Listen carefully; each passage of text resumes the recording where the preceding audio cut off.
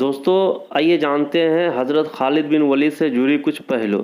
کیا آپ جانتے ہیں خالد بن ولید قریش کے قبیلے سے تعلق رکھتے تھے؟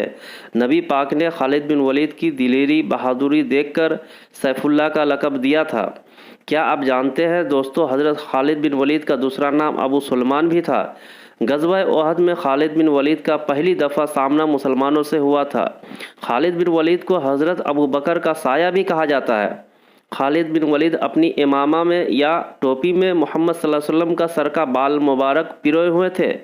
کیا آپ جانتے ہیں دوستو خالد بن ولید نے اپنی پوری زندگی میں 300 سے زیادہ جنگوں میں حصہ لیا لیکن کسی بھی جنگ میں شکست نہیں ہوئی۔ خالد بن ولید نے ایسے جنگیں لڑی ہے جن کو تاریخ دان معجزہ تصور کرتے ہیں۔ خالد بن ولید کو جنون کی حد تک جنگوں سے پیار تھا۔ جنگ موتا میں خالد بن ولید کے ہاتھوں سے 9 تلواریں ٹوٹی۔ جن گھوڑوں پہ چڑھ کے ساری جنگیں لڑی خالد بن ولید نے، ان کا نام تھا استرا۔ خالد بن ولید نے عراق کے ایک جنگ میں 70,000 دشمنوں کو قتل کیا۔ خالد بن ولید نے وعدہ کیا تھا کہ اس دریا کو میں دشمنوں کے خون سے سرخ کر دوں گا، اور وہی کیا۔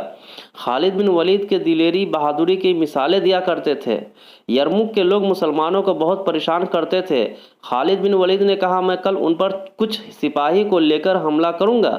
جب آپ صرف 30,000 سپاہی کو لے کر نکلنے لگے تو لوگوں نے کہا یہ بہت کم ہے، وہ لوگ لاکھوں کی تعداد میں ہیں۔ خالد بن ولید پھر بھی نکل پڑا اور ایسا دبدبہ بنایا کہ دشمن بھی بھاگنے لگے یہاں وہاں۔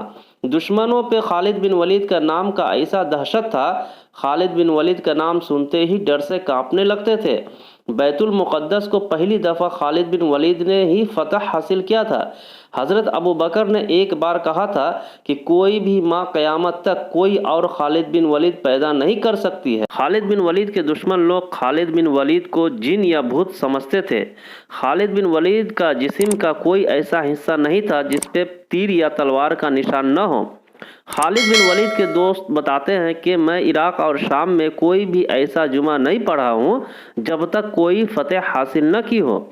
خالد بن ولید کے وفات پہ حضرت عمر نے کہا تھا کہ آج جو بھی رونا چاہتے ہیں وہ رو لے، پھر کبھی ایسا خالد بن ولید تم کو نہیں ملے گا۔ خالد بن ولید کی کہانی بہت لمبی ہے دوستو، اس چینل کو سبسکرائب ضرور کر لیجیے گا۔ Thank you.